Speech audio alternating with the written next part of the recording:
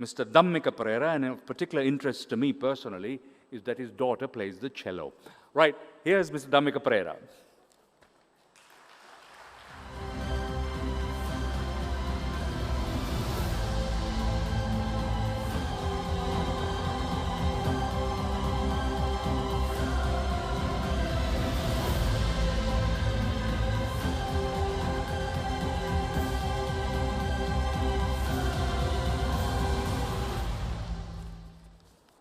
Good afternoon.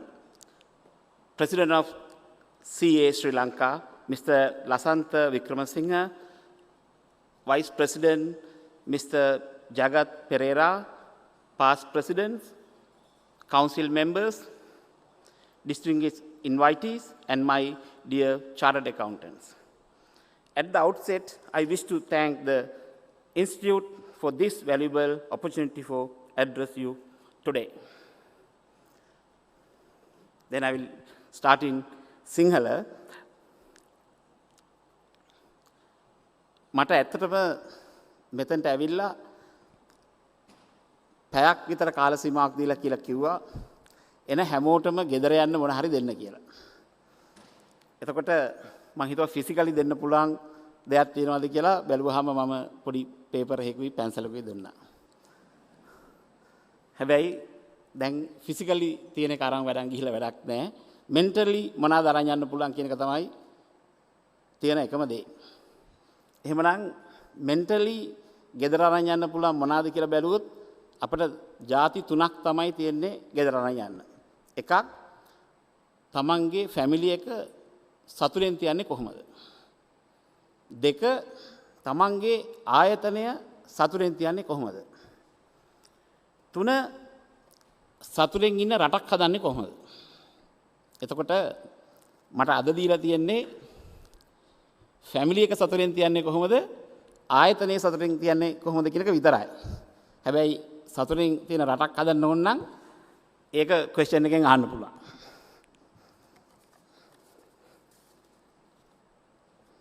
එතකොට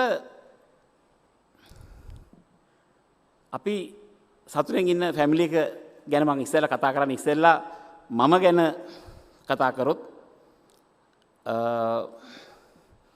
මම පටන් ගත්තොත් මම ඉපදුනේ කටුකුරුන්දේ නර්සින් හෝම් එකේ කළුතර ප්‍රයිවට් හොස්පිටල් එකක්. බිල රුපියල් 952යි. ඒ දවස්වල ඩොලර් එක 5.93යි. 1967. එතකොට එතන ඉඳලා මම කියන්නම් මගේ ජීවිතේ සමහරක් දේවල් ගොඩක් කෙටියෙන්. මගේ පහේ ශිෂ්‍යත්වයේ මම පළවෙනි එක ෆේල් වුණා. ෆේල් වුණාම හැමෝටම පුදුම හිතුණා මේක කොහොමද උනේ කියලා. හැබැයි බලන් ගියාම පේපර්ස් දෙකෙන් එක පේපර් එක විතරයි ලකුණු අරන් තිබුණේ. හැබැයි ඒකේ ලකුණු කරෙක්ට් කරලා එනකොට දෙවනි එකට සුමානයයි. ඉතින් ඒකින්ද මම හිතන්නේ මාව එතෙන්දිම පොඩ්ඩක් ඩිස්කරේජ් කරා ඒ පැත්තට. ඊට පස්සේ මම ඒකම අවුරුදු 11 දී එක සල්ලි හැදුවේ කොහොමද කියලා හෙව්වොත් අවුරුදු 11 දී මම ගෙදර තිබිච්ච වට්ටක්ක පැලයකට පෝර ටිකක් දාලා මගේ නම ගහලා මේක මගේ කියලා අයිඩෙන්ටිෆයි කළා. ඒක මම කරගෙන ඒක ගෙඩියාවට පස්සේ මම විකුණන්න හදන දවසේ අම්මා කිව්වා නෑ නෑ ඔයා එළවලු විකුණන්න බෑ. ඉතින් ඒක අපේ ෆැමිලි එකටත් හරි නෑ මේක එහෙම විකුණන්න දෙන්න බෑ කියලා. මේ තාත්තා කිව්වා නෑ. ඊට පස්සේ අම්මා so many reasons දුන්නා මේක විකුණන්න එපා කියලා. තාත්තා කිව්වා නෑ ඔයාට වටාක කන්න ඕන නම් තාත්තා පුතාට විකුණන්න පුළුවන්. තාත්තා සල්ලි දීලා ගෙනවා. එතකොට මට තේරුණා මම එතකොට තමයි කල්පනා කරේ ඇයි මේ මිනිස්සු දුප්පත් වෙලා ඉන්නේ මට අවුරුදු 11 දීම වටක්ක එක වවලා මර තාම මතකයි රාත්තල් 16ක් තිබුණා රුපියල් 8ක් හම්බුණා. ඒ දවස්වල ප්ලැටිනම් පෙට්ටියක ගාන රුපියල් 8යි. එතකොට මට එදා තමයි තේරුණේ මිනිස්සු ඇයි දුප්පත් මේ වගේ සිම්පලි සල්ලි හදන්න පුළුවන් ක්‍රමයක් තියාගෙන ඇයි දුප්පත් වෙලා ඉන්නේ. මොකද අපේ පන්ති වල ළමයි ගොඩක් දුප්පත් අය ඉන්නවා. ග්‍රේඩ් 5 වල ඉඳන් ඉන්නකොට. ඉතින් ඇත්තට මට හිතා ගන්න බෑ ඇයි මේ මිනිස්සු මේ විදිහට දුප්පත් තියෙන්නේ කියලා. හැබැයි එදා ඉඳලා මට එච්චර සල්ලි හදන එක ගැන එච්චරම ප්‍රශ්නයක් කරගත්තේ නෑ මම එදා ඉඳලා. ඒ කියන්නේ මට අවුරුදු 11යි වයස. ඊට පස්සේ මම මොරටුව යුනිවර්සිටි එකේ NDT ඉලෙක්ට්‍රිකල් ඇන්ඩ් ඉලෙක්ට්‍රොනික් කරේ. මට ඒ වෙනකොට එතන කටුබැද්දේ විශාකා කියන හෝටලේ අයිතිය තිබුණා. එතකොට මගේ වයස අවුරුදු 19යි. එතන ය රවුන්ඩ් අබවුට් එකේ හැරෙන තැන කටුබැද්ද හන්දියේ විශාකා හෝටලේ මම කුලියට අරගෙන ඇරියා. එතකොට මගේ ළඟ 40ක් වැඩ කරනවා. ඉතින් ඒ යුනිවර්සිටි මම යනකොට මගේ එතන ඉස්සරහ හන්දියේ තියෙන ඒ විශාකා හෝටලේ 40ක් වැඩට හිටියා. මම හිතන්නේ මට කවුරුත් රැග් එහෙම දීපු එක්කෙනෙක්වත් නෑ මම හිතන්නේ. කවුරුත් මට කිව්වේ නෑ එහෙම එකක්වත්. මට රැග් එකක් ගැන කතා කරන්නවත් ආවේ නෑ. මොකද හැමෝම මාව දන්නවා. ඊට පස්සේ කිව්වොත් 1996 මම හිතන්නේ ගොඩක් අය ඉන්ට්‍රස්ට් ඇති ෂෙයා මාකට් එක ගැන දැනගන්න කොහොමද ඉගෙන ගත්තේ කොහොමද කියලා මට ඒතර මම ලයිෆ් එකේ මගේ ගැන කියලා මම ඊට පස්සේ එන්නම් ප්‍රසන්ටේෂන් එකට 1996 එක දවසක් බාට්ලිට් එකේ CEOයි මම අඳුරන තව අංකල් කෙනෙකුයි අපේ ගෙදර ඇවිල්ලා කිව්වා මට ෂෙයා මාකට් එකට සල්ලි දාන්න කියලා. ඉතින් මං කිව්වා හරි හොඳයි. ඉතින් කොහොමද ඒ දවස්වල 18% බැංක් ඉන්ට්‍රස්ට් එක. ඉතින් මං කිව්වා 18% හම්බෙනවා නම් කිසි ප්‍රශ්නයක් නැහැ නේ සල්ලි දාන්න පුළුවන්. කිසි ප්‍රශ්නයක් නැහැ. ඕන තරම් අය හම්බ කරන අර මේවා කියලා කිව්වා. ඉතින් මං කිව්වා හරි එහෙනම් කිසි ප්‍රශ්නයක් නැහැ. අපි හෙට උදේම වැඩේ පටන් ගමු. කියලා කිව්වහම මං කිව්වා මිලියන් එකක් නෝ අපි මෙතනට ආවේ at least 100 million වත් බලාගෙන කිව්වා. ඉතින් මං කිව්වා 100 million වලට 18% හැදුවත් එකයි මිලියන් එකකට 18% හැදුවත් එකයි දෙක is my pilot project. මොකද මට කිසිම understanding එකක් නැහැ share market එක ගැන. ඉතින් එහෙනම් කොහොමද මම ඒතර ඕගොල්ලන්ව trust කරලා 100 million දෙනවද? නැත්නම් මම මේක pilot project එකක් කරලා මං දෙන්නම් මට අවුරුද්දකින් විතර ඉගෙන ගත්තට පස්සේ මට 100 million එක problem එකක් නැහැ කියලා. ඒකම කිව්ව නෑ මගේ ලෙවල් එකට මට 100 මිලියන් එකක් එෆෝඩ් කරන්න බෑ. මම මගේ ඉන්න පොඩි බොයි කෙනෙක්ව දෙන්නම් කියලා මිස්ටර් පෙරත් එක ඩීල් කරන්න.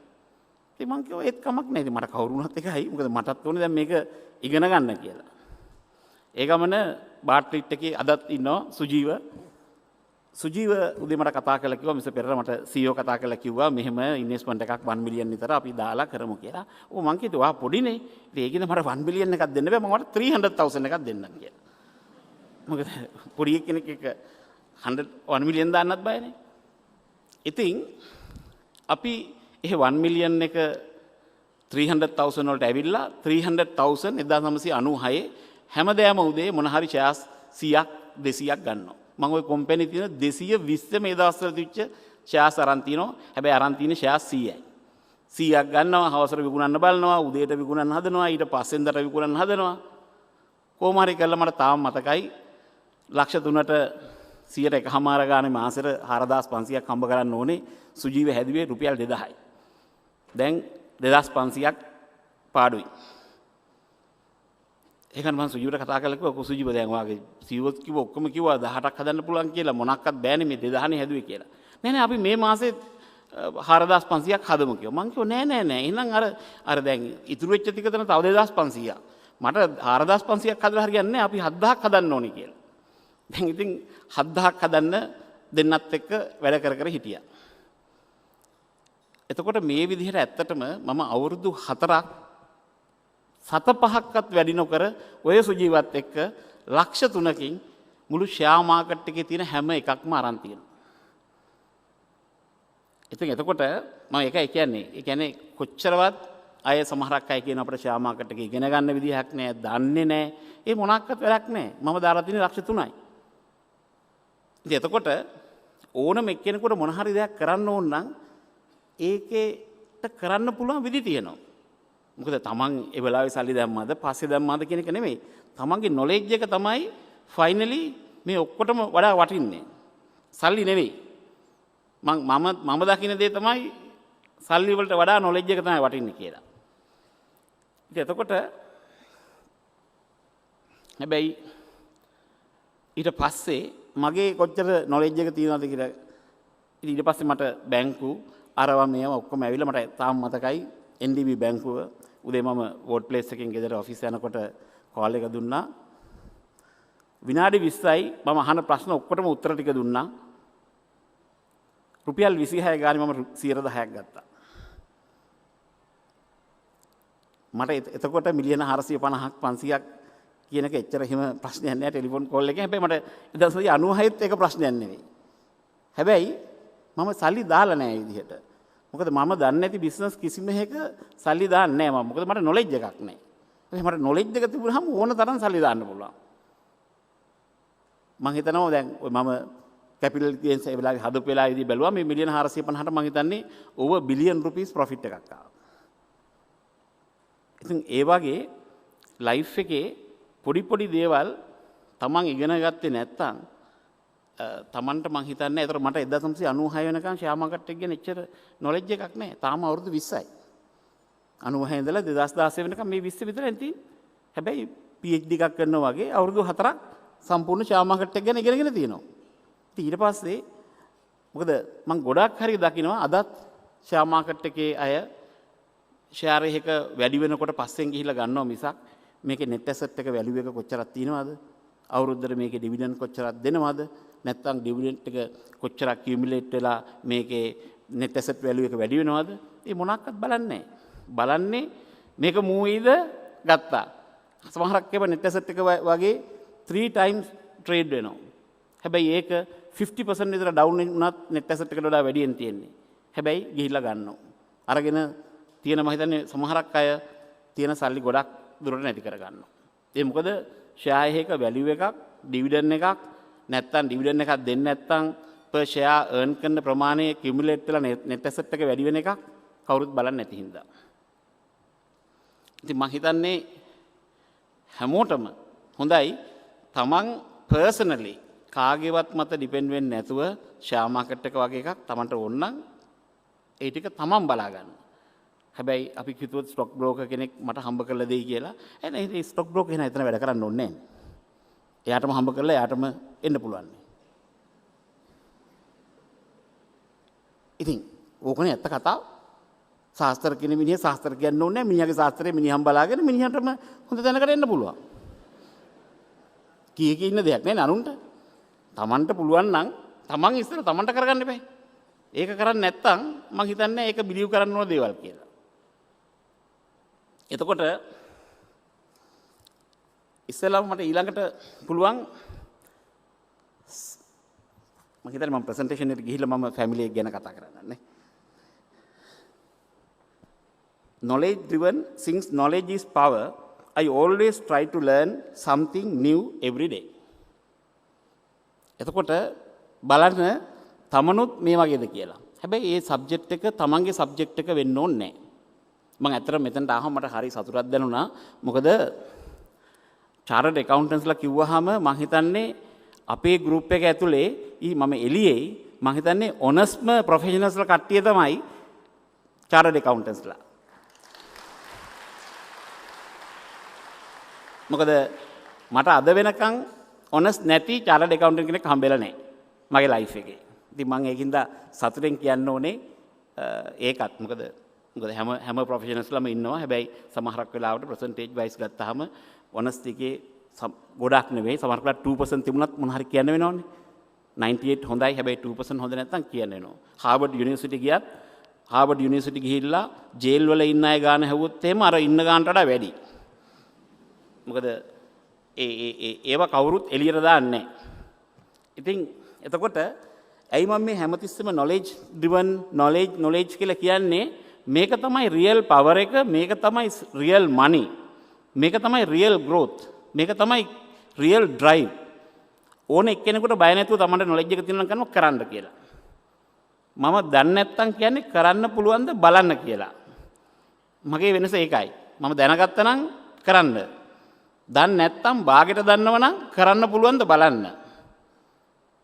මොකද මම මේ බිහේවියර් කරන්නේ මම කරන්න කියලා කිව්වොත් මම දන්නවා 100% එක කරන්න පුළුවන් කියලා. හැබැයි කරන්න පුළුවන්ද බලන්න කියලා කියන්නේ මගේ නොලෙජ් එක අඩු හින්දා. එතකොට Tamanට දැන් accountant කෙනෙක් හැටියට මං හිතන්නේ මේකම බලාගෙන ඉන්න ඕනේ කියලා. all round තමන්ගේ කම්පැනි ඇතුලේ අපි හිතනවා මැනේජින් ඩිරෙක්ටර් තමයි ලොකු මැනේජින් ඩිරෙක්ටර්ට වඩා වල්ලෙහන් අපි ඉන්නේ කියලා. එහෙම එකක් නැහැ. මොකද මගේ අපේ කම්පැනි ඇතුලේ ඉන්නවා සමහරක් චාර්ටඩ් ඇකවුන්ටන්ට්ස්ලා මැනේජ්මන්ට් එකට කියන්න බැරි දේවල් ප්‍රසන්ටේෂන් එකේ දාලා පෙන්නනවා අහුවෙන්න. ඒ කියන්නේ මැනේජ්මන්ට් එක කරන වැරදි. මට ඕනනම් ඒකත් විස්තර කරලා කියන්න පුළුවන්. ඒක චාර්ටඩ් ඇකවුන්ටන්ට් කෙනෙක් $40 million බොන්ඩ් පර්චේස් කරලා තිබුණා. ෆොරින් ඇසෙට්ස් කියලා තිබුණේ අnder ෆොරින් ඇසෙට්ස්. ඒගොල්ලෝ ඇවරේජ් දාලා තිබුණා 2.3 රිටර්න් එකක් එනවා කියලා. කොහොමද ඇවරේජ් 2.3 දාලා තියෙන්නේ? $20 million that bond is 100% good one is 4.6% interest rate. The balance is zero. That is a junk bond. Then මම එවලම ප්‍රසන්ටේෂන් එකේදී අයිඩෙන්ටිෆයි කරා මේ 20 මිලියන් මොකද එයා මේකේ බ්‍රේක් ඩවුන් එක දීලා තිබුණා. ඇනුවල් රිපෝට් එකේ තිබුණේ is only under foreign assets one line say foreign asset 2.3% return. මේකේ බ්‍රේක් ඩවුන් එක දුන්න ගමන් එකපාරටම වුණා 0% කියලා ගමන් මම එකපාරටම ඇයි මේ 0%? No we have a bonus. But I said then what is the bonus? Then they have to explain. Then they give us so much of document. Finally, it's a junk bond. But finally, its early stage is not mature. Because of that, we got our money. Otherwise, it's $20 million loss. I think by chartered accountant, මං හෙව්වා ඇයි මේක මේ විදිහට පෙන්නුවේ? නෑ sir මට මේක කියාගන්න තැනක් නැතුව හිටියේ මං ඒකයි ප්‍රසන්ටේෂන් එකේ බ්‍රේක් ඩවුන් එක දැම්මේ කියලා. ඉතින් ඒ වගේ හැමෝටම තමන්ගේ සබ්ජෙක්ට් එක විතරක් නෙමෙයි. මොකද නොලෙජ් එක තියෙනවා නම් ඕන ඩිසිෂන් එකක් තමන්ට බය නැතුව කිලින් කරලා ගන්න පුළුවන්. කවුරු අස්සන්න කරත් තමන්ට බය නැතුව අස්සම් කරන්න පුළුවන්. ඒක තමන්ට කොන්ෆිඩන්ස් එකක් තියෙනවා මේක හරි කියලා. ඉතින් එහෙම නැති අය තමයි ගොඩක් දුරට ෆයිල් එකක් පිටිපස්සට දානවා, කරකවනවා, ඩිලේ කරනවා. ඇයි අස්සම් කරන්න බයයි. තමන්ට නොලෙජ් එකක් නැහැ. අහන්න මගේ ළඟට එන ෆයිල් එකක් කොහොමද කියලා. එක්ක අස්සම් කරනවා එක්ක අස්සම් කරන්න බෑ විනාඩි 5යි. ಜಾති දෙකයි. එක්ක හොඳයි එක්ක නරකයි. හැබැයි ඩිලේ කිරීමෙන් අර නරකයි කියන එක සෝල්ව් වෙන්නේ නැහැ.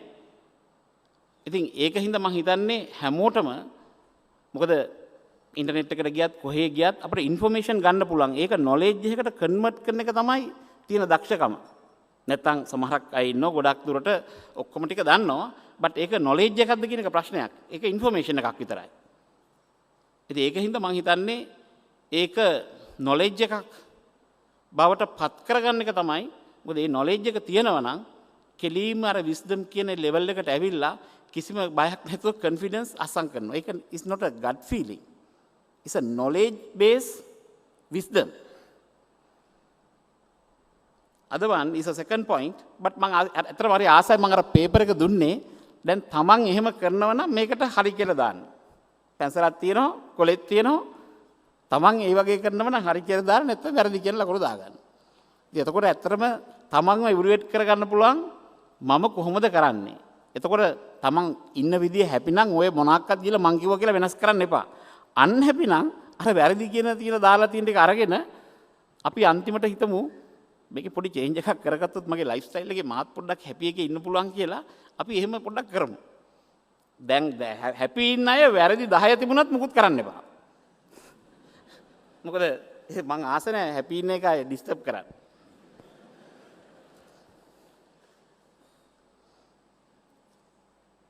Communicate effectively. Whenever I explain complex issues, I simplify the problem so that even a 6 years old can easily understand. සමහරක් අය මම දැකලා තියෙනවා මොන හරි ප්‍රශ්නයක් එක්ස්ප්ලেইন කරන්න හදනකොට මේක වැල් වටාරම් කියන මට හොඳටම එක්සැම්පල් එක මම ආණ්ඩුවේ වැඩ කරනකොට සමහරක් අය මට ලියුම් එවන පිටු ගානක් මම මොන හරි ප්‍රශ්නයක් පිටු 3ක් දැක්ක ගමන්ම ඩස්බින් එකට දානවා. ඒක තමයි මගේ එකම කියන්නේ මම දන්නවා මේ මිනිස්සයා මේක දන්නේ නැහැ කියලා. මොකද පිටු 3කින් කියන්න දේවල් නැහැ. Tamanට ප්‍රශ්නයක් තියෙනවා නම් ඒක පේලි දෙකකින් කියන්න බැරි නම් මං හිතන්නේ එයා ප්‍රශ්නේ දන්නේ නැහැ. මම ගොඩක් හරියට වෙලා තියෙන්නේ රජයේ වැඩ කරගන්න ගියාම ස්පෙෂලි මේ පිටු ගණන් ලියුම් ලියලා ඔක්කොම කරාම උත්තර දෙන්නේ නැහැ මිනිස්සු. ඒ මිනිස්සු උත්තර දෙන්න බයයි. පිටු 3ක් ඇතුලේ මොනවා තියෙනවද කියලා කවුද දන්නේ? ඉතින් ඒකින්ද මේකේ එකම දේ තමයි තමන් හාෆ් ෂීට් එකකින් කාලකට වඩා මොන හරි ලියුමක් ලියනවා නම් පොඩක් ආයි අරන් බලන්න මම මේ මොකටද මෙච්චර ලියන්නේ කියලා. මොකද එකක් තමන්ගේ ටයිම් එක ඉවර කරගන්නවා. ඉතින් මම දැකලා තියෙන මම නම් සාමාන්‍යයෙන් මැක්සිමම් පේලි 2යි නැත්නම් 3යි. උතනින් එහාට මම ලියලම නැහැ. ඒක දැන් සමහරකට මට ලකුණු අඩු වෙන්නත් ඇත්ත ඉස්සරහත්. ඒකින්ද දැනුත් එහෙමයි. මොකද ඒකින්ද මට එක දෙයක් කියන්න පුළුවන්. මොකද කමියුනිකේට් කරගන්න බැරි නම් ඒක මං හිතන්නේ ඒක තමයි ඊළඟ තියෙන බාධාව Tamanට ඉදිරියට යන්න. හැම එකක්ම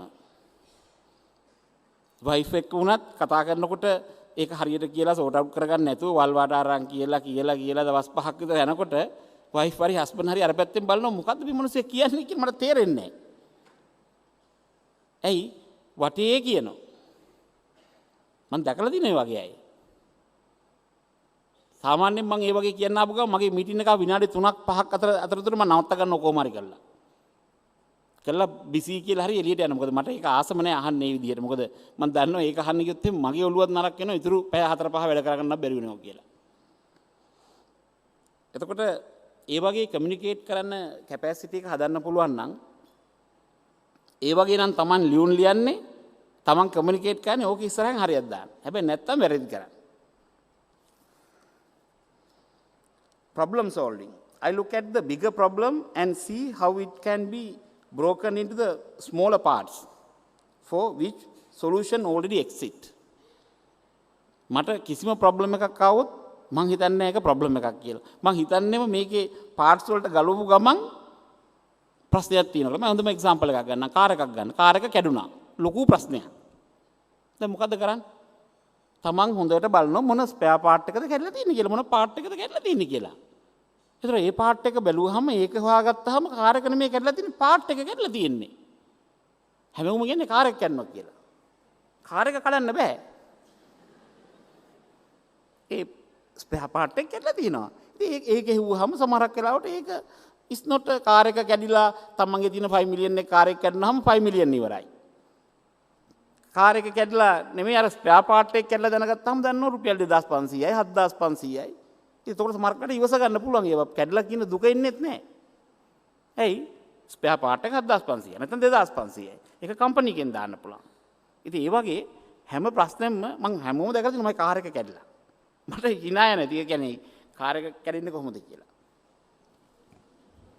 ඉතින් ඒ වගේ අපි මේ ලොකු ප්‍රශ්නයක් ආවහම මේක ස්මෝලර් ප්‍රොබ්ලම්ස් වලට කඩන්නේ කොහොමද කියලා තමන් ඔය වැඩේම කරනවා නම් දාන්න ඒ පැත්තට හරියක් නැත්නම් වැරදි කියලා දාගන්න. Keep questioning. I always ask questions. This out of my desire to learn more.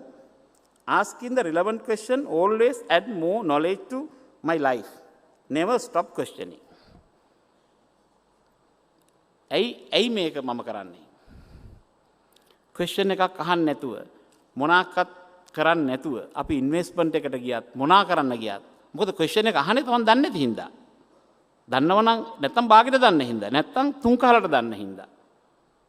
ඉතින් එතකොට මං හිතන්නේ අපේ ගෲප්ස් වල එනකොට බෝඩ් මීටින්ග්ස් අරමයට එනකොට වර්ල්ඩ් එකේම තියෙන ඒවා ලංකාවේ තියෙන ඒවා ඒ වගේ accounts මේ ඔක්කොම බලාගෙන ඉඳලා මට නම් දැන් එච්චර එහෙම ප්‍රශ්න ක්වෙස්චන් අහන්නත් අඩුයි. මම දැන් කරන්නේ වෙන වෙන අයවල් වල අහන එක තමයි කරන්නේ. මොකද අපි ගෲප් එක ඇතුලේ එනකොට ඔක්කොම ටික ප්‍රිපෙයාර් වෙලා එන්නේ. ඉතින් එනකොට ප්‍රසන්ටේෂන් එකේම ඒ කියන්න ඕන ටික කියනවා. මොකද ක්වෙස්චන් එකක් කරන්නේ නැතුව අපි හිතුවොත් අපිට යම් කිසි දෙයක් කරන්න පුළුවන් කියලා ඒක 100% සක්සස් වෙයිද කියන එකේ තමයි ප්‍රශ්නේ තියෙන්නේ.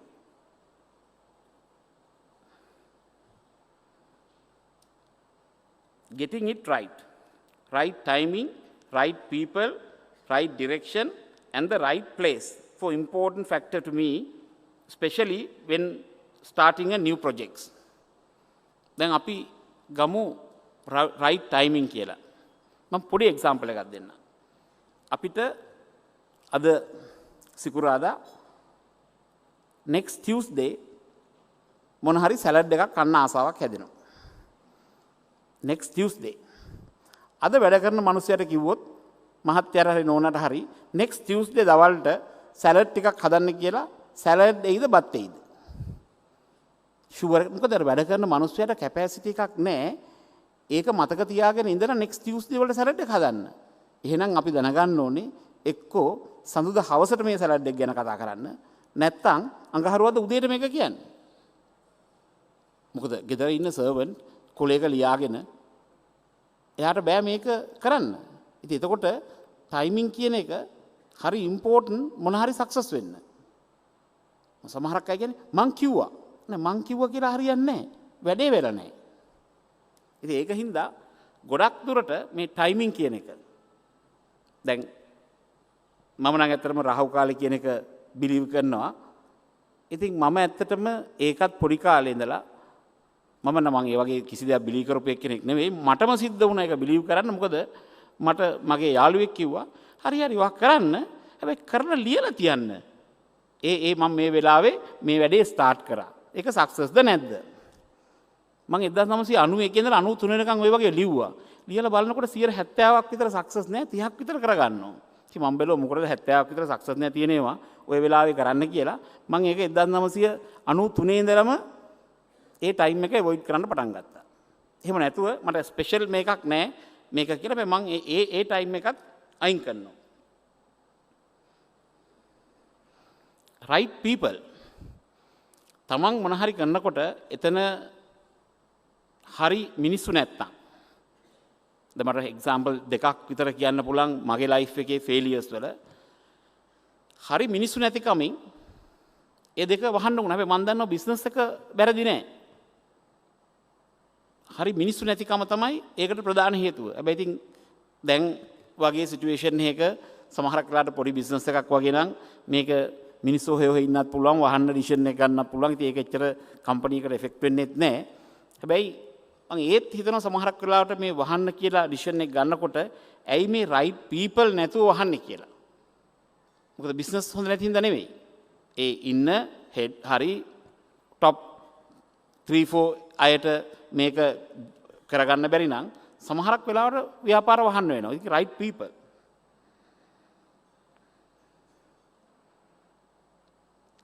right direction. දැන් අපි right direction and right location කියලා ගත්තොත් එහෙම මම දැකලා තියෙනවා ගොඩක් දුරට සමහරක් ව්‍යාපාර පටන් ගන්නවා වැරදි තැන. මොකද එහෙම කියන්න හේතුව දැන් අපි ඉන්ඩස්ට්‍රි එකක් වගේ දැන් අපි කියමුකෝ මම පස්සේ කියන්න යාපනය ගැනත්. හැබැයි දැන් යාපනයේ වගේ තියෙන ෆැක්ටරි එකක් ගැහුවොත් එහෙම ඒකේ ටෙම්පරේචර් එක එතනම 38ක් 40ක් විතර වෙනවා. ඉතින් තව 4ක් විතර වැඩි වුණාම 44ට විතර නගිනවා. ඒතර අපි වැරදි ලොකේෂන් එකක් චූස් කරොත් මම මේ නිකන් ටෙම්පරේචර් එක විතරක් කිව්වොත් මම අනිත් ඒවා ඩීටේල් කියන්න පුළුවන්. මම මේ කියන්නේ නිකන්. හැබැයි ඒ වගේ දැන් මිනිස්සු පුරුදු වෙලා තියෙනවා even the factories මේ 23-22 degrees වගේ තියෙන තැන් වලට move වෙන world එකම. දැන් එක්සැම්පල් එකක් ගත්තොත් බැංගලෝර වගේ සිටි එකක් ඉන්දියාවේ ටෙම්පරේචර් එක 21ක් වගේ තියෙන්නේ. දැන් ගොඩක් යුරෝපියන් ජර්මන් කම්පනීස් move වෙනවා එතනට. මොකද රීසන් එක is a location and the same climate is good. employees ලට එච්චර කරදරයක් නැහැ. ඒ වගේ හින්දා. ඉතින් ඒ වගේ හින්දා ලොකේෂන් එකත් මේකේ හරි important. Setting high standard. My recipe for success is to raise the bar whenever I reach my goal, establishing the benchmark for the rest of the industry.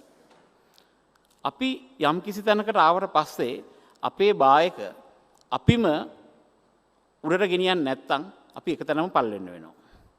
ඒක හින්දා මම හිතනවා අපි ඔක්කොම කම්පනීස් වල අපි ඒ බායක හැමතිස්සෙම රේස් කරනවා පුළුවන් තරම් උඩට. ඒකට හැබැයි ගෝල් එකක් දෙනවා, ස්ට්‍රැටජි එකක් දෙනවා. ඒ ඔක්කොම දීලා බායක කරාට පස්සේ අපි හිතනවා අපි හැමදාම ඒක අචීව් කරනවා. අපිට එහෙම මං හිතන්නේ අපේ ගෲප් එක ඇතුළේ නම් ඒ වගේ ප්‍රශ්නයක් තියෙනවා කියලා. මොකද මං හිතන්නේ දැන් මම ප්‍රසන්ටේෂන් එකේ දැක්කා 5% tax ගෙවනවා කියලා. ඒ වගේම තමයි chartered accountants ලාගෙනුත් 5% ඉන්නේ අපේ group එකේ. 113ක් ඉන්නවා අපේ group එකේ ඇතුලේ chartered accountants ලා. ඒ කියන්නේ 5%ක්. ඒකේ tax වලද chartered accountants ලාද එහෙම කියලා ප්‍රශ්නයක් නැහැ. හැමතැනම 5% ඉන්නවා. මං හිතන්නේ ට්‍රේනි ගත්තොත් එහෙම 200 ගාණක් ඉන්නවා මේ ට්‍රේනිස්ලා මම හිතන්නේ ඒක 5% වලට වඩා වැඩි. ඉතින් ඒ හැම තැනම ඒවා මැච් වෙනවා. එක තැනක ටැක්ස් විතරක් ගෙවලා නැහැ. chartered accountants ගත්තත් 5% group එක ඇතුලේ ඉන්නවා.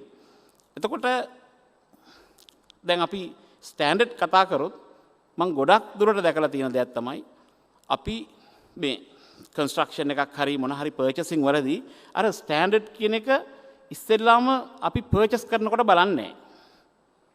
දැන් එක්සාම්පල් එකක් ගත්තොත් සමහරක් තියෙනවා දැන් බ්‍රෑන්ඩඩ් බඩු කිව්වොත් කොහොම කරත් ඒගොල්ලෝ ඒ ස්ටෑන්ඩඩ් එක තියලා තමයි මේ ප්‍රොඩක්ෂන් එක කරන්නේ. ඒතර බ්‍රෑන්ඩඩ් බඩුවක් එක්ක තව එකක් කම්පෙයාර් කරනකොට සමහරක් වෙලාවට මම දැකලා තියෙනවා මේ පොඩි වැරද්දක් වගේ දකින්නේ.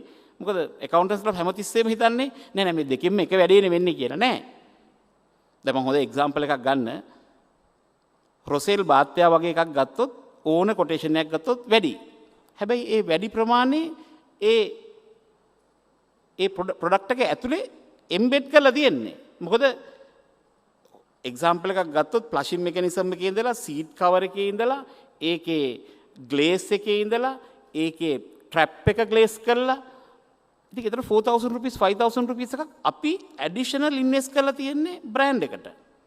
ඉතින් එතකොට දැන් කවුරු හරි කිව්වොත් නෑ බාත්රූම් ෆිටින්ග්ස් ගත්තොත් නෑ ටිකක් රොසෙල් එක පොඩ්ඩක් වැඩි කියලා නෑ වැඩි තමයි. හැබැයි සේම් ඒ ස්ටෑන්ඩඩ් එක තියාගන්න අපි ඒ ඉන්වෙස්ට්මන්ට් එක දාලා තියෙනවා. හැබැයි එතකොට දැන් ගොඩක් අය බලුවොත් නෑ ඒක 4000 rupees වැඩි. ඒක හින්දා ඒක නෙමෙයි මේක ගන්න කියලා මං හිතන්නේ ඒ ඩිසිෂන් එක හරි කියලා. එක්සාම්පල් TV බ්‍රෑන්ඩ්ස් නැතිව තියෙනවා. හැබැයි හොඳ බ්‍රෑන්ඩ්ස් තියෙන TV තියෙනවා. පොඩ්ඩක් වැඩි. හැබැයි අරගෙන බලන්න මොකද වෙන්නේ කියලා. අරක 10 years විතර කිසි ප්‍රශ්නයක් නැතුව තියෙනවා. අරක 2-3 years යනකොට ලෙඩ දෙන්න පටන් ගන්නවා.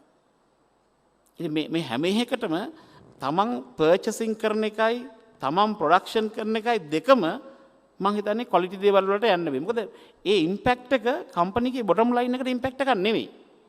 ප්‍රොඩක්ෂන් එකේදී ඉම්පැක්ට් එකක් වුණොත් ඒක රිකවර් කරගන්න ඕනේ කස්ටමර්ගෙන්. මොකද අපි ඒ ක්වොලිටි එක ඇචීව් කළා.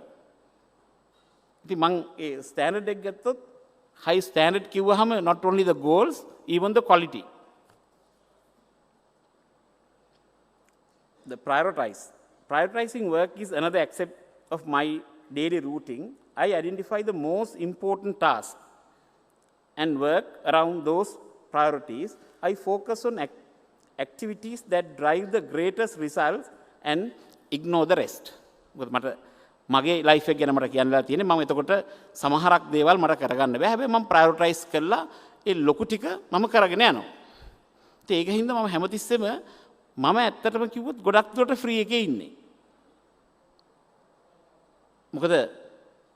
මොකද්ද ප්‍රයොරිටයිස් මොකද්ද සයිස් එක මේ ඔක්කොම බැලුවාම මම ඒකයි කියන්නේ টොප් ලෙවල් එකට ආවහම තමන් too busy නම් මම හිතන්නේ කොහේ හරි තැනක වැරද්දක් කරනවා ලයිෆ් එකේ.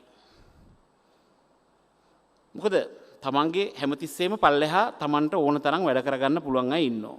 තමන්ගේ තියෙන රෙස්පොන්සිබිලිටිස් ටික බෙදලා දෙන්න පුළුවන්. දැන් මට හොඳම එක්සැම්පල් එක තමයි මට BOI එකේ චෙයාමන් හැටියට බාරගත්තට පස්සේ මට ගවර්න්මන්ට් එකේ ඉන්න টොප්ම ගවර්න්මන්ට් සර්වන්ට් කෙනෙක් කෝල් කරලා කිව්වා ගවර්න්මන්ට් එකේ වැඩ කරන්නේ 500 rupees උනත් ගවර්න්මන්ට් money be careful. මම ටෙලිෆෝන් එක අරගෙන ආපු ගමම්ම කරේ තියෙන ඔක්කොම ටික පල්ලෙහාට බෙදලා දුන්නා මේක ඕගොල්ලෝ සයින් කරන්න කියලා. එතකොට මට මං හිතන්නේ BOI එකේ ඉන්නකොට දවසකට ડોකියුමන්ට් 2ක් 3ක් විතර තමයි අස්සම් කරන්නේ. ඒක හොඳට කියවලා බලලා අස්සම් කරනවා. ඉතින් එතකොට මම හිතන්නේ මම ගොඩක් අය දැකලා ඇති මම මගෙත් එක්ක වැඩ කරන විදිය මගේ ළඟ කිසි ෆයිල් එකක් නැහැ මොනක්වත් නැහැ මොකද රෙස්පොන්සිබිලිටිස් ටික පල්ලෙහාට දීලා තියෙන්නේ රෙස්පොන්සිබිලිටිස් දෙක දීලා පල්ලෙහාට තමන් අයිස් ගහනවා කියන එක නෙමෙයි කියන්නේ තමන්ට ස්ට්‍රැටජි එකක් ප්ලෑන් කරන්න පුළුවන් තමන්ට ඕන තරම් හිතන්න දේවල් තියෙනවා ඉතින් ඒ වගේ තමන්ට පුළුවන් දේවල් තියෙනවා දැන් මම මේ දැන් වෙනකොට ඔෆිස් කොම්ප්ලෙක්සස් ගැන පොඩ්ඩක් වැඩිපුර ඉගෙන ගන්නවා ඉතින් ඒකට A ක්ලාස් බිල්ඩිං ලංකාවේ කීයක් තියෙනවද කියලා අහුවාම ඒතර මම අහුවා A ක්ලාස් කියන්නේ මොකද්ද? ඒතර raised floors 2.8 meter high ceiling central air condition low energy ඔක්කොම දැන් කියලා කිව්වහම ඉතින් මම කිව්වා World Trade Center එකයි H&B Tower එකයි විතරයි තියෙන්නේ. ඉතින් ආයෙ කොහොමද බිස්නස් දුවන්නේ? මම කිව්වා මොකද්ද බිස්නස් දුවන්නේ? එතකොට ඔෆිස් එකක කොස්ට් එක අනිත් අයට වැඩිනේ. මං කොනේ අපේ නම් අනිත් පැත්ත කියලා. ඒ කියන්නේ A ක්ලාස් බිල්ඩින් එකක ඉන්නකොට ප්‍රයිස් එක වැඩි කියලා. ස්ක්වෙයාර් ෆූට් එකට රුපියල් 300යි. something wrong. ඇයි? No but normally is අනිත් එක තමයි expensive කියලා. ඉතින් මං හෙව්වා ඒ කොහොමද? No that different shape house පොඩි columns මේ ඔක්කොම තියෙනකොට දැන් ගිහලා හොඳට කැල්කියුලේට් කරලා බලන්න. තමන් කොච්චර ස්ක්වෙයාර් ෆූට් එකකට රෙන්ට් එකක් ගෙවනවද ඒක ඩිවයිඩ් කරන්න එම්ප්ලොයිස්ලා ගානේ. ෂුවර් එකටම ස්ක්වෙයාර් ෆූට් 100කට වඩා වැඩියෙන් ගිහිල්ලා ඇති. එක්කෙනෙකුට. තමන් ළඟ වෙනම සිකියුරිටි බිල් එකක් ගෙවලා උදේට දෙන්නයි හවසට දෙන්නයි වෙනම සිකියුරිටි බිලක් වෙනවා ඇති. වෙනම ලයිට් බිල් ගෙවනවා ඇති. මේ ඔක්කොම ගෙවුවාම එක්කෙනෙකුගේ ගාන අර A ක්ලාස් බිල්ඩින් එකක ඉන්නට වඩා වැඩි. ඒතර කොහොද දැන් අපේ කට්ටිය දැන් චාර්ටඩ් ඇකවුන්ට්ස් වල ඔක්කොම ඉන්නවා දැන් කොස්ටිං හොඳට කරන ඔක්කොම කරනවා මේක බලලා දිනවද නැහැ හැබැයි මමත් මේ ළඟදී තමයි දැනගත්තේ ඒක මම එච්චර දුරට අපිත් හිතන්න ගියේ නැහැ දැන් හැමෝටම ගාන දන්නවනේ වර්ගාඩි 100යි වර්ගාඩි 100 නම් World Trade Center එක වගේ රුපියල් 300 නම් රුපියල් 30000යි එක ළමයෙකුට කොස්ට් වෙන්න පුළුවන් ඉතින් සිකියුරිටිත් ඒකේ ඇතුලේ ඉන්බිල්ට් එයාර් කන්ඩිෂන් එකේ චිල් වෝටර් ඉන්බිල්ට් පොඩි ඉලෙක්ට්‍රිසිටි බිල් එකක් එනවා රුපියල් 33000කින් විතර කව වෙනවා. දැන් ගිහලා හදලා බලන්න තමන්ගේ ආයතනේ එක එම්ප්ලොයි කෙනෙකුට ඉන්න ස්පේස් එකටයි ඉලෙක්ට්‍රිසිටි බිලුයි සිකියුරිටි බිලුයි දාලා බලන්න ඔය රුපියල් 33000ට වඩා වැඩියෙන් එනවද ෂුවර් එකට. මම පයිලට් ප්‍රොජෙක්ට් එකකට අපේ තැන් දෙක තුනකට කෝල් කරලා නම්බර්ස් ගත්තාම ඒක 350කට 400කට යනවා. sorry 35000ක් ලක්ෂ 40000ක් විතර වෙනවා. එතකොට දැන් අපි efficiency එක ගැන කතා කරනවා. දැන් ලංකාවේ බිල්ඩින් දෙකයි තියෙන්නේ A grade A class building.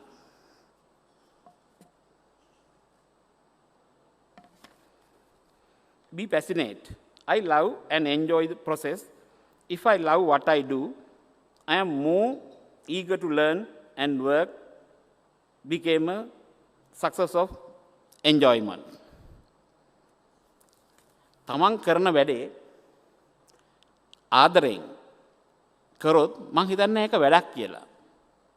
මොකද තමන්ට පැවරලා තියෙන රාජකාරිය තමන් මං අර ඉස්සෙල්ලා කිව්වා වගේ දෙන්න පුළුවන් අයට දීලා මොකද ඔය මෙතන ඉන්න මං හිතන්නේ ඔක්කොම උඩ ඉන්න අය චාර්ටඩ් ඇකවුන්ටන්ට් කෙනෙක් කිව්වොත් තමන්ගේ පල්ලෙහා අඩු ගානේ 20ක් 25ක් හරි මිනිමම් ඉන්නවා ඇති. ඉතින් ඔක්කොම රෙස්පොන්සිබිලිටිස් ටික තමන්ට දෙන්න පුළුවන් ටික දීලා තමන් ඒ ෆෝමැට් ටික දීලා ඒ ළමයා ෆෝමැට් එක හදන එනකන් ඉන්න එපා. තමන් ඒ ෆෝමැට් එක දීලා මං හිතන්නේ පොඩක් රෙස් කළා තියෙන ස්ට්‍රෙස් ඇරලා ලස්සනට ඉන්න පුළුවන්. හැබැයි ගොඩක් හරි කරන්නේ නැහැ. මම සමහරක්ලාට දැකලා තියෙනවා පහෙන් පත්තේ ඔෆිස් එකේ ඉන්නවා. 7 විතර නිකන් ඉන්නවා. බෑ එහෙම අවශ්‍යතාවයක් නැහැ. තමන්ගේ තියෙන වැඩ ටික බෙදලා ඔක්කොම දීලා දැම්මහම ඇයි තමන් කරන්න ඕනේ කියලා හෝල් කරන් ඉන්නේ. දැන් මට නම් එහෙම කිසිම ආසාවක් නැහැ.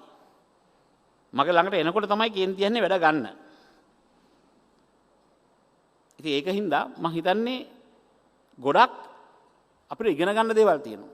මොකද තමන්ගේ ස්ට්‍රෙස් ලෙවල් එක කොහොමද මේකෙන් අඩු කරන්නේ? මොකද අපි කවුරු ගැන කතා කරත් වැඩක් නැහැ. තමන් සතුටෙන් ඉන්නේ නැත්තම්. අපි බොරුවට තමයි කියන්නේ ෆැමිලි එක සතුටෙන් ඉන්න ඕනේ, ආයතනයේ සතුටෙන් ඉන්න ඕනේ, රට සතුටෙන් ඉන්න ඕනේ කියලා. හැමෝගෙම කැමැත්ත තියෙන්නේ Taman සතුටෙන් ඉන්න. එහෙනම් මේකේ මූලිකම දේ තමයි Taman සතුටෙන් ඉන්නේ කොහොමද? ඉතින් ඇත්තටම මේක සයිකෝതെරපි වගේ මේක තෙරපි එකක්. මොකද අපි සමහරක් වෙලාවට අපේම ඊගෝ එකත් එක්ක අපිම එක ලෙවල් එකක් හදාගෙන අපි එන්වයරන්මන්ට් එකට ඒ ෂේප් එක රියැක්ට් කර කර ඉන්නවා. එහෙම අවශ්‍යතාවයක් නැහැ. මොකද අපිට පුළුවන් අපේ ලයිෆ් එක හොඳට සතුටෙන් ඉන්න එන්වයරන්මන්ට් එකට හදාගන්න. ඉතින් මං හිතන්නේ ගොඩක් දෙනකොට මොකද කවුරුත් මං හිතන්නේ টොප් අය වැඩ කරන්න ඕනි කියලා මම හිතනවා කියලා. මම වැඩ වැඩියෙන් කරනවා දැක්කොත් තමයි හිතන්නේ මෙයාගේ මොන හරි ප්‍රශ්නයක් තියෙනවා කියලා. මොකද CEO කෙනෙක් වුණොත් ගෝල්ෆ් ගහලා අරවා ගහලා එහෙම ඉන්න පුළුවන්. හැබැයි දැන් සමහරක් ගෲප් තියෙනවා ඒකේ කම්පැනි 120ක් තියෙනවා නම් එහෙම ඉන්න බෑ. දැන් හෙලිස් චාමනුත් ඉස්සරහා ඉන්නවා. හෙලිස් චාමනුත් තියෙන වැඩ ටිකත් එක්ක එහෙම ඉන්න බෑ. මොකද කම්පැනි 127ක් තියෙනවා. හැබැයි කම්පැනි 10ක් 15ක් තියෙනවා නම් අනිත් අයට ඉන්න පුළුවන්.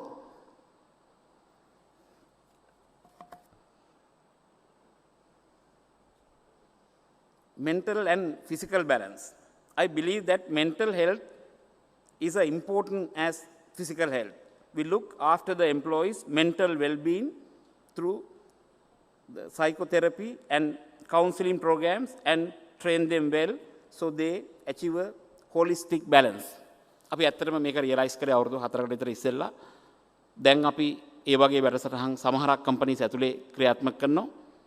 මොකද කරන්නේ අපි තීරුම් අරන් තියෙනවා අපෙත් එක්ක ඉන්න අයව සතුටින් හෝලිස්ටික් බැලන්ස් එකක් එක්ක හිටියොත් අවුට්පුට් එක වැඩි, ස්ට්‍රෙස් අඩුයි, ඒගොල්ලෝ බිහේව් කරන විදිහ වෙනස්, කම්පැනි එක දිහා බලන විදිහ වෙනස්. ඉතින් මං හිතනවා ගොඩක් දුරට හැමෝම ලෝකෙම පුරුදු වෙලා තියෙනවා මේ පැත්ත. බට් අපිට අවුරුදු 2500ක විතර ඉතිහාසයක් තියෙනවා. හෝලිස්ටික් බැලන්ස් උනත් තාම ස්කෑන් කරලා බලන්න පුළුවන් ලෙවල් එකකට ඇවිල්ලා නැහැ. මොකද කොටින්ම කියනවා නම් අදත් ලේටස්ට් iPhone එක ගත්තත් 1200 මිලි ඇම්පියර් විතර පවර් එකක් ගන්නවා. සම්පූර්ණ බොඩි එක වැඩ කරන්නේ 200 මිලි ඇම්පියර් වගේ. එතකොට 1200 ගන්නවා කියන්නේ තමන්ගේ බොඩි එක වගේ 6 time එනර්ජි එකක් ගන්නවා හෑන්ඩ් ෆෝන් එකක් වැඩ කරන්න. ඔය හෑන්ඩ් ෆෝන් එක කවදාද 20 මිලිවොට් වලට එන්නේ? එදාට ස්කෑනර්ස් තියෙයි මේ හෝලිස්ටික් බැලන්ස් එක අයිඩෙන්ටිෆයි කරන්න පුළුවන් ස්කෑනර්ස්. මම දන්නේ නැහැ ඩේට් එක කවදාද කියලා. සමහරකට අවුරුදු 20ක් වෙන්න පුළුවන්, 25ක් වෙන්න පුළුවන්. කවදා හරි දවසක තමන්ගේ ළඟ තියෙන හෑන්ඩ් ෆෝන් එක 20 මිලිවොට්. ඒ කියන්නේ අපේ බොඩි එක වගේ at least 10% වගේ පවර් එකක් අවශ්‍ය වෙච්ච දාට හිතයි. එන එදාට ස්කෑනර්ස් අරව මේ ඔක්කොම තියෙයි තමන්ගේ හෝලිස්ටික් බැලන්ස්, තමන්ට කොහොමද වේව්ස් පිට වෙන්නේ, මේ ඔක්කොම මෙෂර් කරන්න පුළුවන් ස්කෑනර්ස් එදාට හැදෙයි. එතකන් නම් හැදෙන්නේ නැහැ. මොකද ෆස්ට් ඉක්විප්මන්ට් එක හදන්න ඕනේ below the බොඩිට ගන්න පුළුවන් එනර්ජි වලට වඩා. ඉතින් මම බිලීව් කරනවා සමහරකට අවුරුදු 20ක් වෙන්න පුළුවන්, 30ක් වෙන්න පුළුවන්. ෆෝන් එක 20ට ආපු දාට මේ ඔක්කොම ටික අයිඩෙන්ටිෆයි වෙයි. එදාට ලංකාව වගේ රටකට ওই හෝලිස්ටික් ටීච දේවල් අපි කතා කරපුවා, අපි ඉගෙන ගත්ත ඒවා ඔක්කොම ප්‍රූව් කරන ලෙවල් එකට එන්න පුළුවන්. එතකන් නම් මම හිතන්නේ නැහැ එන්න පුළුවන් කියලා. Helping others. I reach out to those who are in need. I through the lives of many through my charity work. සමහරట్లాට දැනගන්න ඕන ඇති කොහොමද මම charity work කරන්නේ කියලා. මම ඇත්තටම කොච්චරක් මිනිසුන්ට උදව් කරන්න පුළුවන්ද කියලා නම්බර් එකත් එක තමයි බලන්නේ. මම ඕනනම් කියන්නම් මම ආසම ඉස්සෙල්ලා ප්‍රොජෙක්ට් එකයි දැන් කරගෙන යන ප්‍රොජෙක්ට් එකයි ප්‍රොජෙක්ට්ස් දෙකක්. අවුරුදු 17කට ඉස්සෙල්ලා මට ජෙනරල් හොස්පිටල් එකේ ડોක්ටර් සුනිල් පෙරේරාව හම්බුණා. අවුරුදු 17කට ඉස්සෙල්ලා. හම්බෙලා කතා කරනකොට අපි කතා කරා ස්පයිනල් කෝඩ් ඔපරේෂන් වලට ඕගස්ට් මාසෙ වෙනකොට එයාගේ ක්වොන්ටිටි එක ඉවරයි. ඒකින්ද එළියෙන් හදාගන්න පුළුවන්ද රුපියල් 12500ක් දීලා කියලා. 5ක්. මම ඒත් බැලුවා ස්ටෙනස් ස්ටිල් කෑලි 5ක් රුපියල් 12500කට ස්පයිනල් කෝඩ් ඔපරේට් කරන්න එළියෙන් හදලා ගෙන්න. මම ડોක්ටර්ත් එක්ක කතා කරා, ડોක්ටර් මීට වඩා දෙයක් අපි මිනිසුන්ට කරන්න බැරිද? නෑ ලොකු දෙයක් තියෙනවා කරන්න. මේ මගේ සම්පූර්ණ වෝඩ් එකම ඩස්ට් එක තියෙනවා. මේකේ ඔපරේෂන් කරාට පස්සේ මිනිස්සු 500ක් අවුරුද්දට මැරෙනවා. මේ ඩස්ට් එක අයින් කරොත් මට මේක 250ට අඩු කරන්න පුළුවන් කියලා. අවුරුදු 17කට ඉස්සෙල්ලා 1999 මම ડોක්ටර් කිව්වා ડોක්ටර් මම අද වැඩ පටන් ගන්නම් මාස 3න් ඉවර කරලා දෙන්නම් මට එකම ගැරන්ටි එක ඕනේ මිනිස්සු 250යි ඊට පස්සේ මේකේ මැරෙන්න පුළුවන්. ડોක්ටර් කිව්වා ඔව්.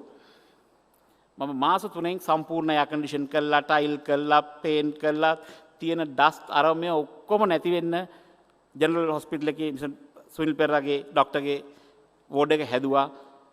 මම ඔපරේෂන් ඕපනින් එකට ගියාම ડોක්ටර් මගෙන් ඇහුවා ඔයාට මොකද්ද මං කරන්න උදව්ව කියලා. මං කිව්වා ડોක්ටර් පොරොන්දු වෙච්ච එක තමයි උදව්ව කියලා. 250යි මරන්න පුළුවන්. තව 250ක් ඉතුරු කරන්න ඕනේ කියලා. පිළිගන්නේ ඊළඟ අවුරුද්දේ ડોක්ටර් මට නම්බර් එකත් එක්ක පෙන්නුවා මැරුණ 275යි. එතකොට මට ඒ 225ක් සේව් කරා කියලා සතුටට මම හිතලා මගේ ඒක තමයි ලයිෆ් එකේ මම දැක්ක කියන්නේ මිනිස්සුන්ව බේරගෙන 225ක් අවුරුද්දකට බේර ගන්න පුළුවන් කියලා සල්ලි වලින් තේරුණේ දා. ඒතර මම දැන් කියන්නම් දැන් කරන එක. මගේ ළඟ දැන් ප්‍රොජෙක්ට්ස් දෙකක් යනවා. එකක් IBM Watson අපි ලංකාවට ගේන්න කතා කරගෙන යනවා. මොකටද ගේන්නේ? කැන්සර් පේෂන්ට්ස්ලාට සෙකන්ඩ් ඔපිනියන් එක ෆ්‍රී දෙන්න. ලෝකේ ඇමරිකාව වගේ රටවල් චාර්ජ් කරලා මේක කරන්නේ. ඩොක්ටර්ස්ලාට අමතරව සෙකන්ඩ් ඔපිනියන් එකක් දෙනවා කම්පියුටර් එකෙන් තියෙන ඩේටා ටික දාලා. දැන් තායිලන්ඩ් වල වගේ සමහරක් ප්‍රයිවට් හොස්පිටල් පටන් ගන්න තියෙනවා. හැබැයි ලෝකේ කවුරුත් මේක සෙකන්ඩ් ඔපිනියන් එක ෆ්‍රී දෙන්න එක්ස්පෙන්සිව්. හැබැයි ඇයි එක්ස්පෙන්සිව් වෙලා තියෙන්නේ? තමන්ගේ හොස්පිටල් එකට විතරයි මේ සිස්ටම් එක තියාගෙන ඉන්නේ. ඉතින් එතකොට එක්ස්පෙන්සිව්. හැබැයි අපි වගේ ගෲප් එකක් ගෙනහල්ලා මේකේ සෙකන්ඩ් ඔපිනියන් එක ඔක්කොම කැන්සර් වල ට්‍රීට් කරන ඩොක්ටර්ස්ලාට දුන්නොත් මම හිතන්නේ මට අපේ තියෙන ගෲප් එකේ හැටියට අපිට ඒක ෆ්‍රී දෙන්න පුළුවන්. ඉතින් එක ප්‍රොජෙක්ට් එකක් ඒක මම දැන් කතා කරගෙන ඔක්කොම ඒක කරගෙන යනවා. දෙවෙනි එක අපි හදාගෙන යනවා ලයිව් මෙඩිකල් ඩොක්ටර්. දැන් ඇත්තටම සම්පත් බැංකුවේ ළමයි 800කට වැඩ කරනවා. පයිලට් ප්‍රොජෙක්ට් එක ස්ටුඩියෝ ටයිප් ඩොක්ටර් ස්ටුඩියෝ එකේ ඉන්නවා. කෝල් එක බුක් කරන්න පුළුවන් 6 to 8 minutes. එතකොට තමන්ගේ තියෙන පර්සනල් හෙල්ත් කෙයාර් ප්‍රොබ්ලම් එකක් තියෙනවා නම් ඒ බුක් කරපු ටයිම් එකට ෆෝන් එකකින් ඇවිල්ලා කතා කරලා ලයිව් කතා කරලා කරන්න පුළුවන්. ඒකේ තව ඩෙවලොප්මන්ට් පාර්ට්ස් තියෙනවා. මෙඩිසින් දෙන්නේ කොහොමද මේක දෙන්නේ කොහොමද කියලා. අපි ෆයිනලි ඒකත් ඩෙවලොප් කරලා ඉවර වෙලා ආණ්ඩුවට ඩොනේට් කරනවා. එතකොට ඒක තමයි චැරිටි අතින් ගත්තොත්. මොකද අපි මොන හරි දෙයක් සමාජයට දෙන්න ඕනේ. එතකොට මම හිතන්නේ මගේ ප්‍රසන්ටේෂන් එකේ මම ගැන කියන ටික ඉවරයි. මොකද මේ විදිහට දැන් ඔකේ තියෙන විදිහට ටික කරලා බලන්න තමන් කොහොමද කියලා. අර කිව්වා වගේ ඔය කොලේ ගෙදර ගිහලා තියාගන්න. තමන් අන්හැපි නම් විතරක් මම මේකෙන් ෆලෝ කරන්නේ නැත්තේ මොනවද කියලා බලන්න. එතකොට මම ඊට පස්සේ කිව්වා ෆැමිලි එක සතුටෙන් තියන්නේ කොහොමද? එතකොට ෆැමිලි එක සතුටෙන් තියන්නේ කියලා ගත්තාම මුලින්ම ළමයි ගැන එනවා. එතකොට ළමයි ගැන කතා කරාම සමහරක් මම දන්නවා දෙමාපිය ගොඩාක්ම এডুকেෂන් එකට තමයි දුක් වෙන්නේ. මොකද අපේ බබාට ගණන් බෑ, අපේ බබාට සයන්ස් බෑ, අපේ බබාට මේක බෑ, මේක බෑ. එතකොට මම සමහරක් අම්මලාගෙන් අහනවා මොන ගණන්ද බැරි කියලා. නෑ යාර දන්නේ නෑ. මොකද ගණන් කිව්වම එක එක જાති ගණන් තියෙනවා ළමයි ඉගෙන ගන්න. ඒතර ඒක ફોකස් කරලා මොන જાතියකද බැරිද කියලා ඒකට ફોකස් කරලා ඉගෙනුවාම ඒ ළමයා එතනින් කොට එනවා. සයන්ස් බෑ කිව්වම සේම්. මොකද සමහරක් වෙලාවට ළමයා සනීප නැතුව හරි මොනා හරි වෙලා ඉස්කෝලේ ගියේ නැතුනහම ඒ ළමයා ඒ කැලේ මිස් වෙනවා. මිස් වුණෙන් පස්සේ ඒ ළමයාට ඒක දන්නේ නැහැ. එතනින් පස්සේ ඒ ළමයා ඒක කනට ගන්නෑ නැහැ. ඉතින් ගත්තේ නැතුනහම මේ এডুকেෂන් කියන එකේ ගොඩක්ම දුරට තියෙන්නේ හරියට ළමයාට කියන පාඩම් කරන්න. මොනවා පාඩම් කරන්නද? ළමයාට දෙමව්පියෙකුට කියන්න පුළුවන් නම් මෙන්න මේ ඒරියා එක තමයි ඔයාගේ වීක් පොයින්ට් ටික මෙන්න මේ ටික පාඩම් කරන්න කියලා මං හිතන්නේ ළමයාට ගොඩක් පාඩම් කරන්න දෙයක්වත් නැහැ. මොකද ෆැමිලි එකක් කිව්වහම අපි තමන් සතුටෙන් ඉන්න ඕනේ, වයිෆ් හරි හස්බන්ඩ් හරි සතුටෙන් ඉන්න ඕනේ, ළමයි සතුටෙන් ඉන්න ඕනේ. මේ ටික ඔක්කොම හරිනම් තමයි තමන් ආයතනයට ආවහම ආයතනයේ සතුටෙන් ඉන්න පුළුවන් කොහොමද කියලා කතා කරන්නේ. හැබැයි මේ එකක්වත් අපි කතා නොකර රට ගැන